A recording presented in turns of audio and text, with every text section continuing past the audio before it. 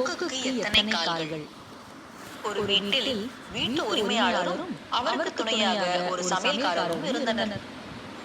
ஒரு நாள் வீட்டுக்காரர் கொக்கு ஒன்றை வாங்கி வந்து சமையல்காரரிடம் கொடுத்து கொக்கு குழம்பு வைக்குமாறு சொன்னார். சமையல்காரர் குழம்பு வைத்ததும் குழம்பையும் சிறு அளவு கறியையும் சுவை பார்க்கலாம் என்று கால் துண்டு ஒன்றை முழுவதும் சாப்பிட்டு விட்டார். பின்பு சோறு பரிமாறப்பட்டதும் வீட்டுக்காரர் சாப்பிட ஆரம்பித்தார். சமையல்காரர் முதலாளிக்கு பிடித்த கொக்கின் கால் ஒரு துண்டை முதலில் எடுத்து வைத்தார். இன்னொரு கால் துண்டையும் வை என்றார் முதலாளி. முதலாளி, கொக்கிற்கு ஒரு கால் தானுங்க என்றார் சமையல்காரர்.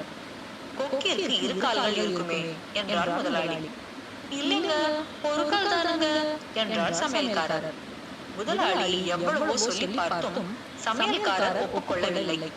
முதலாளி சாப்பிட்டு முடித்ததும் சமையல்காரரை வயல்வெளிக்கு கொக்கை காட்ட அழைத்துச் சென்றார்.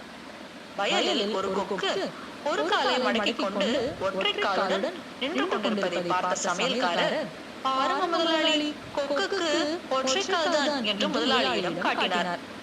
உடனே முதலாளி தன்னுடைய இரு கைகளையும் தட்டினார்.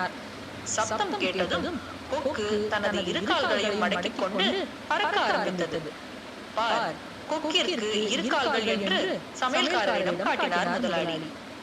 நீங்க இப்ப கை தட்டியதற்கு பதிலாக சாப்பிட ஆரம்பிக்கும் போதே கை தட்டி இருந்தால் கொக்கிற்கு இரு கால்கள் வந்திருக்குமே என்றாராம் சமையல்காரர். முதலாளியும் சற்று நேரம் யோசித்து, நீ சொல்வது சரிதான் என்று கூறி சென்று விட்டார். நீ ஏமாறுபவர்கள் இருந்தால் ஏமாற்றுபவர்கள் இருக்கத்தான் செய்வார்கள்.